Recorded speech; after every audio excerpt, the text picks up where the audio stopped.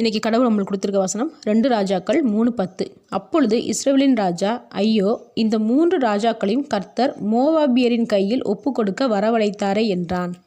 இந்த வசனத்தை கொண்டு கடவுள் நம்மகிட்ட என்ன சொல்கிறது பார்ப்போம். இஸ்ரவேல் ராஜா, யூதாவின் ராஜா, ஏதோமின் ராஜா, இவங்க எல்லாரும் மோவாபின் ராஜாவை அழிக்கிறதுக்கு ஏதோம் வனாந்தர வழியாய் சேனைகளோடு போகிறாங்க. அப்போ தண்ணி தீர்ந்து போயிடுது. அப்போ தான் இஸ்ரவேலின் ராஜா சொல்கிறான், எங்கள் 3 பேரையும் தேவன் மோவாபின் ராஜாவின் கையில் ஒப்பு கொடுக்க இங்கே வரவழைத்தார்னு புலம்புறான்.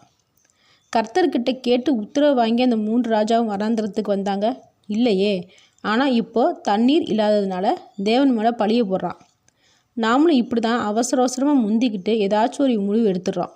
கடைசியில் அது சரியாக வரலைன்னா தேவன் இப்படிப்பட்ட நிலைமையில் கொண்டு வந்து விட்டுட்டாரேன்னு தேவனை குறை சொல்லிடுறோம்.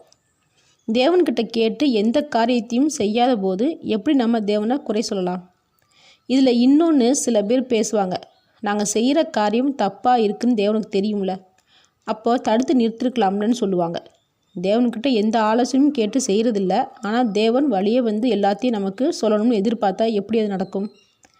இங்கே 3 ராஜாக்களும் அவங்களுடைய சேனைகளும் குதிரைகளும் தண்ணீர் குடிக்க எலிசா என்ற தேவ மனிதன் வேண்டுதல் செய்யும் போதுதான் தேவன் பள்ளத்தாக்கில் தண்ணீரை வரப்பண்ணினார். அப்போ தேவன்கிட்ட கேட்டால் தான் எதையும் செய்வார். சரி தப்பு எல்லாமே சொல்லுவார். நம்மளோட இஷ்டத்துக்கு முடிவு பண்ணும்போது தேவன் அதை கண்டுக்க மாட்டார். அப்போது எவ்வளோ பெரிய காரியமாக இருந்தாலும் சரி, சின்ன காரியமாக இருந்தாலும் சரி, தேவனிடத்தில் கேட்டு அவரோட ஆலோசனைப்படி செய்யும்போது தான் அது தப்பாகவே ஆகாது, என்றைக்குமே சரியாக இருக்கும். ஆமேன்.